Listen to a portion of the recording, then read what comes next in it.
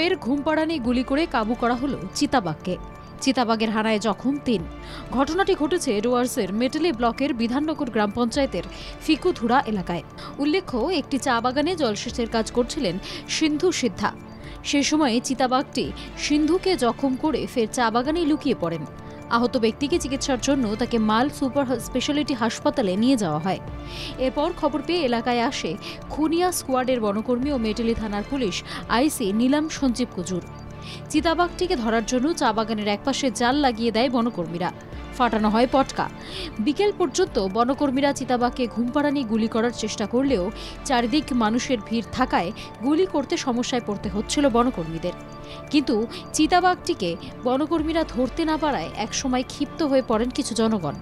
এরপরই চিতাবাঘটি চা বাগানের ভেতরে গিয়ে আব্দুল রাকিব ও ফারহান ইসলাম নামে ২ যুবককে জখম করে। তাদেরকেও মাল সুপার স্পেশালিটি হাসপাতালে নিয়ে যাওয়া হয়। শেষে বনকর্মীরা চিতাবাঘটিকে ঘুমপাড়ানি গুলি করে কাবু করে।